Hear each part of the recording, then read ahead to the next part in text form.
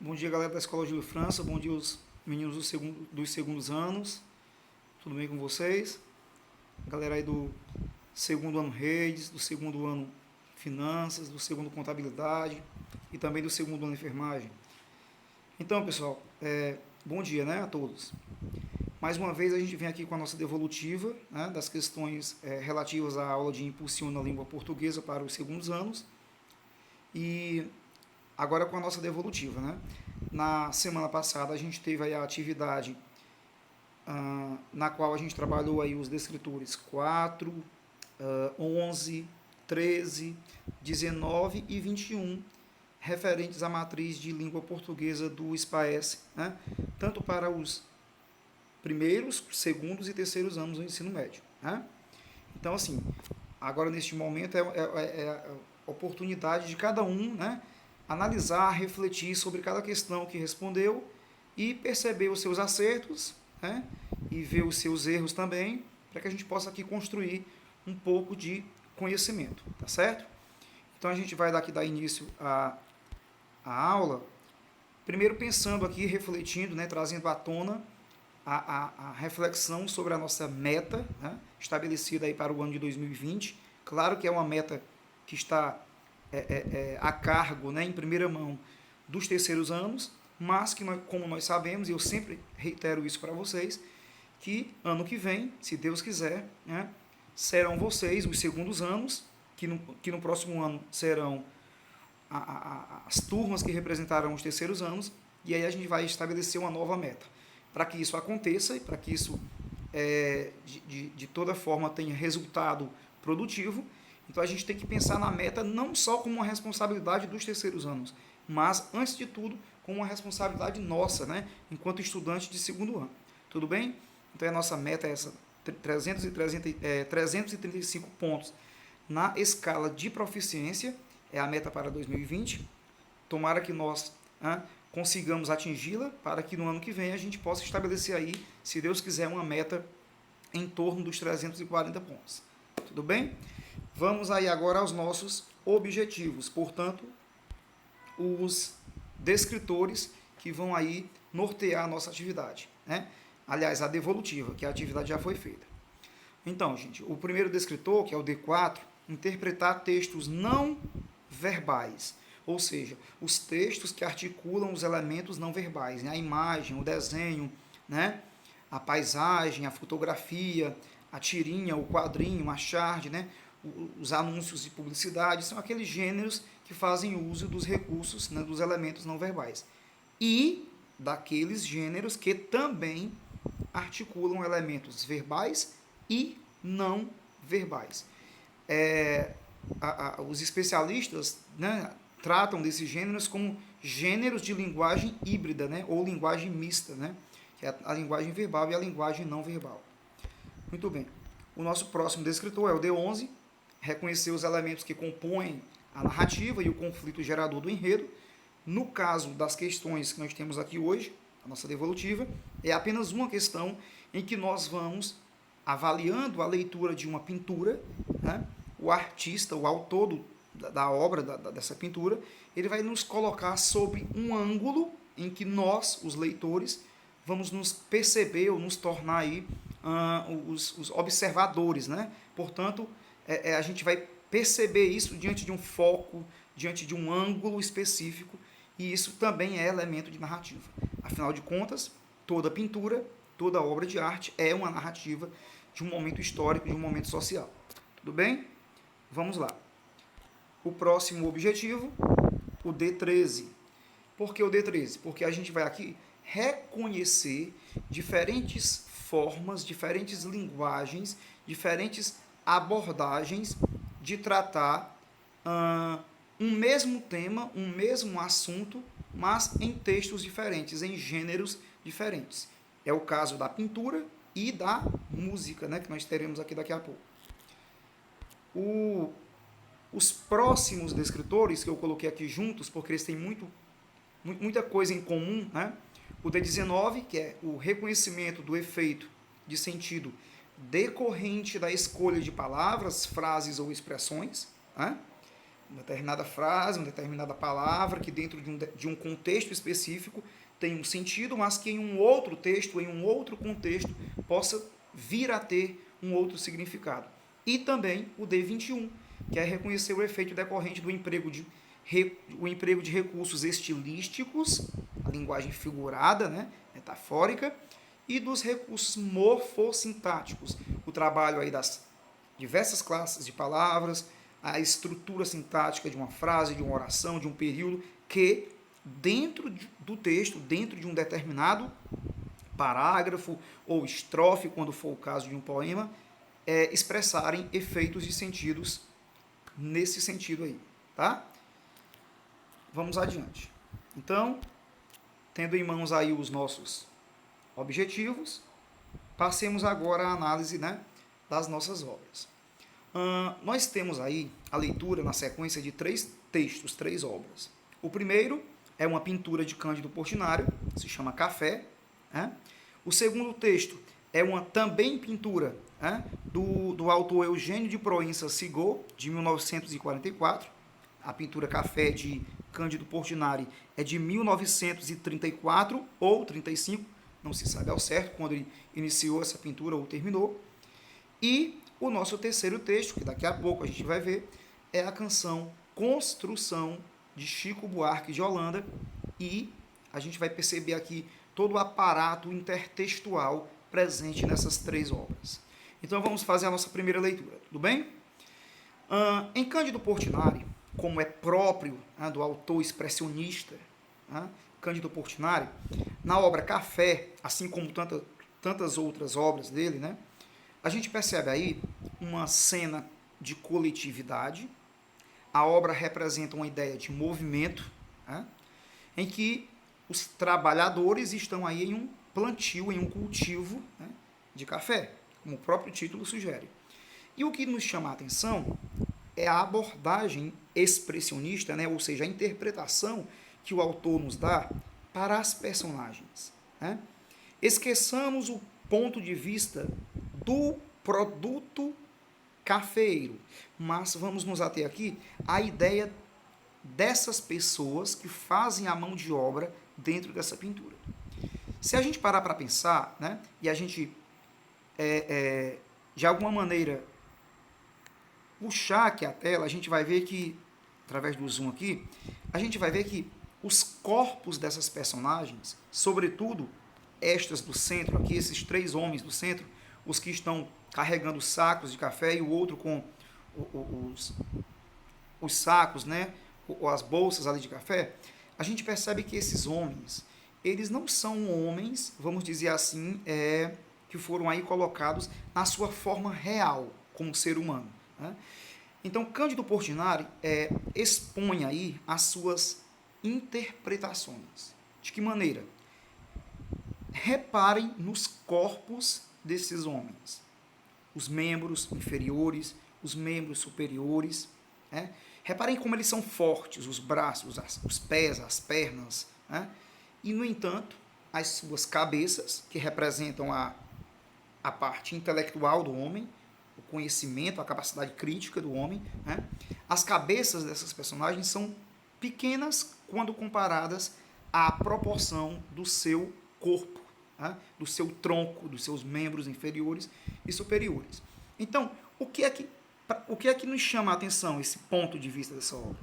Será, então, se Cândido Portinari nos chama a atenção para a ideia do trabalho pesado e de que esses homens são máquinas ou são considerados como uma mera manobra de serviço, uma máquina, né, sem valor, sem sentimento, sem diálogo, né? Se a gente parar para reparar, nenhuma dessas personagens está voltada olhando um para o outro como se desse a entender que houvesse entre elas um diálogo. Né? Então, assim, é uma cena muito forte, muito expressiva, né? Até porque é uma pintura de Portinari, expressionismo aí, vanguarda europeia, dentro do modernismo da literatura brasileira. Pois muito bem. Então, partindo desta pintura de Portinari para a pintura de Eugênio de Proença Sigô, a gente vai aqui entender que Também na obra Acidente de Trabalho, em que a gente encontra um corpo estendido no chão e que ninguém se atreveu a ir até esse corpo, saber se ele está ainda vivo, se a pessoa está viva, né? Saber se ela está bem ou se morreu, enfim. Ninguém se aproxima do corpo. Né? A obra se chama Acidente de Trabalho e, olha que interessante, os corpos, ou seja, as personagens de Eugênio de Proença-Sigol também representam a mesma ideia trazida por Cândido Portinari. São trabalhadores que estão aí numa construção civil, talvez, né? E que eles são aí representados por um corpo físico muito grande e uma cabeça pequena, ou seja, desproporcional à sua estrutura corpórea. Né? Pois muito bem. Então a gente pode dizer aí que há sim traços de intertextualidade na obra de Eugênio de Proença-Sigol, Acidente de Trabalho, em relação à obra Café, de Cândido Portinari. Muito bem? A partir da leitura desses textos, a partir da leitura não verbal, a gente vai agora ao nosso texto verbal, que no caso é a canção de Chico Buarque de Holanda. Eu vou aproximar aqui a tela para que eu possa ler, para que vocês também possam acompanhar aqui no vídeo de forma melhor. O nome da canção é Construção e a gente vai já saber por que o título é esse. Então vamos lá, o nosso texto 3. O texto diz assim: Construção. Amou daquela vez como se fosse a última, beijou sua mulher como se fosse a última, e cada filho seu como se fosse o único, e atravessou a rua com seu passo tímido, subiu a construção como se fosse máquina, ergueu no patamar 4 paredes sólidas, tijolo com tijolo num desenho mágico. Seus olhos embotados de cimento e lágrima. Sentou para descansar como se fosse sábado, comeu feijão com arroz como se fosse um príncipe, bebeu e soluçou como se fosse um náufrago, dançou e gargalhou como se ouvisse música, e tropeçou no céu como se fosse um bêbado, e flutuou no ar como se fosse um pássaro, e se acabou no chão feito um pacote flácido, e agonizou no meio do passeio público. Morreu na contramão, atrapalhando o tráfego. Então, estas aí são a primeira estrofe e o refrão, né, da música. Continuando. Amou daquela vez como se fosse o último, beijou sua mulher como se fosse a única, e cada filho seu como se fosse o pródigo. E atravessou a rua com seu passo bêbado, subiu na contramão como se fosse sólido, ergueu no patamar 4 paredes mágicas, tijolo com tijolo no desenho lógico, seus olhos embotados de cimento e tráfego. Sentou para descansar como se fosse um príncipe, comeu feijão com arroz como se fosse o máximo, bebeu e soluçou como se fosse máquina, dançou e gargalhou como se fosse o próximo, e tropeçou no céu como se fosse música, e flutuou no ar como se fosse sábado, e se acabou no chão feito um pacote tímido, agonizou no meio do passeio náufrago, morreu na contramão, atrapalhando o público. E aí a gente vai aqui à última estrofe do poema. Amou daquela vez como se fosse máquina, beijou sua mulher como se fosse lógico, ergueu no patamar 4 paredes flácidas, sentou para descansar como se fosse um pássaro, e flutuou no ar como se fosse um príncipe, e se acabou no chão feito um pacote bêbado. Morreu na contramão, atrapalhando o sábado. Então, esta é a canção, Construção, de Chico Buarque de Holanda. E nela a gente vê aí, né, a linearidade inicial dos fatos de um trabalhador, provavelmente trabalha na construção civil, né, ele ergue paredes e ele sai para trabalhar como todos os dias, a monotonia, a repetição de sua vida. Né? Ele sai de casa, ele beija a mulher, ele beija os filhos, enfim, ele sai para trabalhar. Acontece que esse trabalhador ele morreu no acidente de trabalho, né? E a morte dele é comparada a um empecilho, a um entulho, algo que está atrapalhando a rotina do dia a dia, né, das pessoas, a ação repetitiva de todos os dias, né, ela foi interrompida. Mas de que maneira que ela foi interrompida? A morte desse homem representa algo que chamasse a atenção dos jornais, que chamasse a atenção dos próprios colegas de trabalho, ou do seu patrão, ou das pessoas que por ali passaram. Não.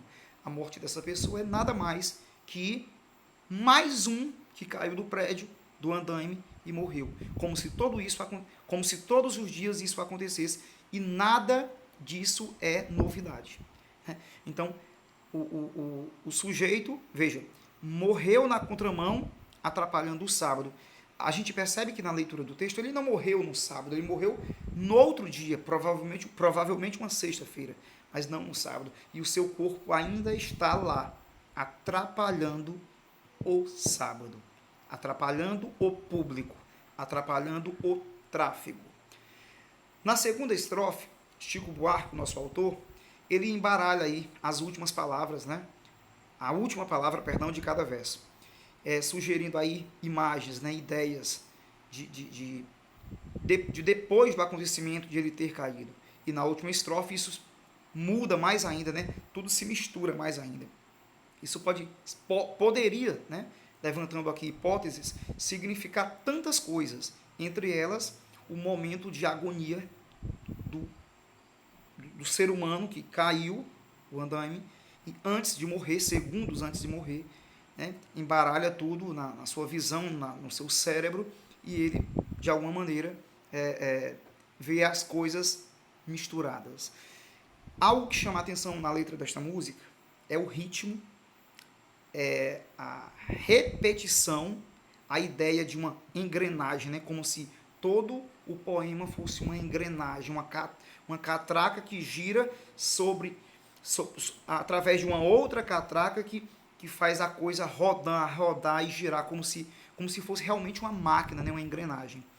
E, sobretudo, quando a gente observa a última palavra de cada um dos versos, que são palavras proparoxítonas, né? Todas elas proparoxítonas. Será, se Chico Buarque de Holanda colocou na sua composição, sua letra de música, será se ele colocou isso ao acaso? Claro que não. Ele colocou isso porque ele tem um propósito literário, ele tem um propósito artístico em mente, né? E aí a gente vai perceber tudo isso na análise das questões. Vamos lá. Vamos à primeira questão. Questão 1. Ao observar as telas, textos 1 e 2, conclui-se que elas representam a corrente expressionista do pensamento artístico. Uma evidência estética ou temática que comprova essa afirmação a gente pode ter uma evidência estética ou uma evidência temática, né? Que comprova que ambas as obras estão aí no mesmo projeto expressionista dos autores do modernismo. Letra A. A preocupação quanto à beleza estética das personagens, como se verifica nos contornos ovais. Será? Alternativa B. A deformação da realidade humana marcada por trabalhadores que são tratados como máquinas. Alternativa C. A referência à mitologia clássica e à fuga da realidade presentes nas telas. Será se nós temos aí uma referência à mitologia clássica, né, greco-romana, e ainda uma fuga à realidade presente, considerando aí a época em que cada uma fora construída, fora elaborada, né? 1935, 1944, né? Então assim, vamos lá ver. A letra D. O rigor detalhista das características das personagens que parecem posar para uma pintura, como fizeram grandes artistas do arcadismo, por exemplo. Letra E. A aflição, dor de existir de cada personagem em busca de uma salvação divina, assim como foi com as pinturas e com as esculturas barrocas. Pois muito bem. Então a gente percebeu aí, a leitura das obras, que sim, que há uma deformação da realidade humana, há uma alteração no traço do ser humano, né? O ser humano é tratado de forma deformada, né? Cândido Portinari e Eugênio de Proença-Sigor altera a dinâmica corpórea do ser humano para representar a sua interpretação dos fatos, né? De que o homem nada mais é, naquela pintura ou naquelas pinturas, que uma mão de obra, que uma máquina, né? Que faz tudo no mecânico, no automático, sem pensar, sem refletir criticamente.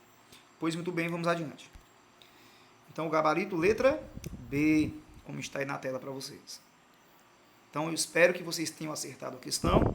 Os meninos do segundo redes, do segundo finanças, do segundo contabilidade e segundo enfermagem. Muito bem? Vamos lá. A nossa segunda questão. Quanto à disposição das personagens, ao espaço ou ao foco narrativo descritor, 11. Presentes nas obras em apreço, conclui-se que, vamos lá, alternativa A. A aproximação das personagens na pintura Café, de Portinari, permite inferir um diálogo entre as mesmas? Quer dizer, dá para entender, dá para interpretar na pintura Café, de Cândido Portinari, que aquelas pessoas estão ali e, de alguma forma, né, dá para entender que elas estão a conversar enquanto trabalham? Será se isso era permitido à época? Será se a pintura representa isso? Alternativa B. A relação existente entre as personagens da pintura Café é hierárquica, uma vez que nela está bem clara a distinção de tarefas. De novo, lá na pintura Café, dá para entender que existe um sujeito que gerencia o trabalho dos outros, ou será se todos eles estão dentro da mesma engrenagem? Né? Letra C, alternativa C. Em Acidente de Trabalho, que é o título da obra de Eugênio de Proença-Sigor. Em Acidente de Trabalho, o leitor, portanto, um observador, já que é uma pintura, encontra-se sob uma ótica ante a qual ele quem? O leitor, o observador, se sente também um dos operários? Será? Se a gente voltar aqui à imagem, a gente vai perceber que o ângulo, né, inclusive eu sugiro que vocês façam isso, que vocês voltem ao vídeo. Vocês vão perceber que o ângulo em que Eugênio de Proença nos coloca é exatamente como se nós, os observadores, os leitores da sua obra de arte, estivéssemos também em um dos andaimes, como se nós fôssemos alguém que estivesse lá em cima, assim como eles, trabalhando, e nós tivéssemos a visão vertical, de cima para baixo, e ver o corpo estendido no chão. Fantástico, fantástico. Com certeza, o gabarito vai ser a letra C. Alternativa D. O foco narrativo da canção Construção permite perceber as interferências discursivas por parte do narrador observador? Ou, perdão, do narrador personagem? Não, né? Não há um narrador personagem, há apenas um narrador observador. Nós não temos a presença de nenhum verbo na primeira pessoa, ou do singular, ou do plural. Né? Bebeu, soluçou, né? Dançou. Então, são todos os verbos aí na terceira pessoa, que indica aí um narrador apenas, observador e não personagem. Letra E.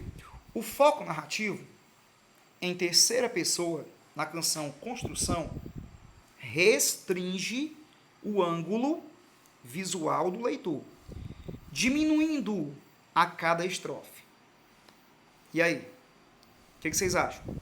Vocês acham que quando uma obra, uma narrativa, é construída e ela tem como foco narrativo a terceira pessoa, ou seja, o narrador é observador, isso faz que a visão sobre os fatos da obra diminua o ângulo e a leitura de quem está na condição de leitor?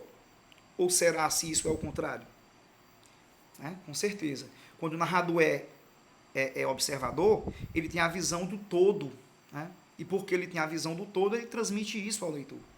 Então, a visão, a leitura, a capacidade crítica e a capacidade leitora do observador, do leitor, jamais será diminuída pelo fato de o narrador ser observador. Pelo contrário.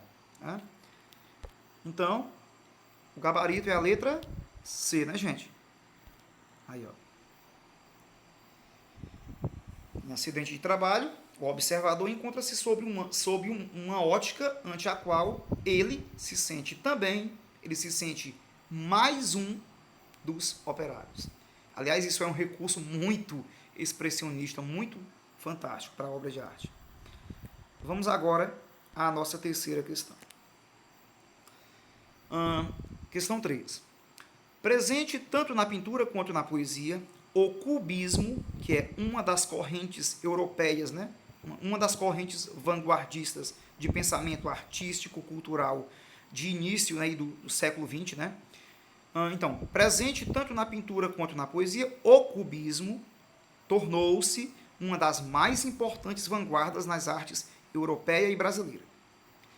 Na canção Construção, por exemplo, além dos flashes empregados, percebe-se que todos os versos terminam com uma palavra proparoxítona, por meio da qual o autor reproduz um efeito de sentido que sugere. O que é que sugere? Aquela ordenação das palavras proparoxítonas. Vocês viram isso quando assistiram ao vídeo. A repetição rítmica, né, da palavra proparoxítona, tímido, bêbado, pássaro, né, último, pródigo, né? Então essas palavras, elas sugerem que efeito de sentido aí? A atividade metalinguística do fazer poético? Então, será se o nosso autor fez uso aí das proparoxítonas como um recurso apenas e tão somente metalinguístico? B. A objetividade da mensagem, reforçando sua função referencial. Uma canção, um poema, um conto, uma crônica, uma fábula. Dificilmente, eu diria, talvez raramente ou nunca teria uma função objetiva da mensagem, né? Sempre é uma visão, uma linguagem focada na subjetividade, na riqueza de expressão, na linguagem figurada, né? Então não temos aí função referencial. Não por isso, não por esta razão das proparoxítonas, né? Alternativa C. O interesse e a espontaneidade com que aqueles homens iam trabalhar.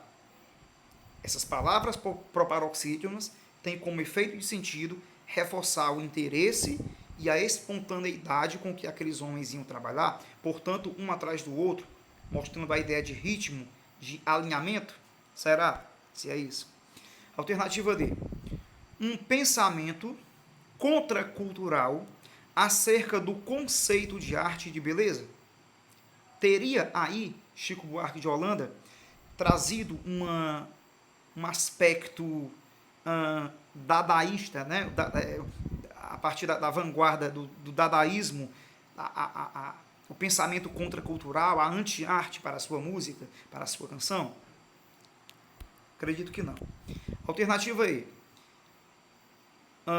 Uma imagem mecanizada da vida daqueles operários.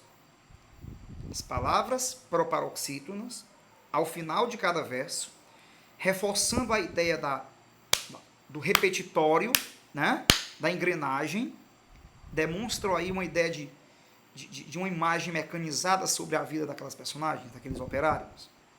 Acredito que sim. Então, o nosso gabarito, meninos, não há de ser outro senão a alternativa E, como nos mostra aí.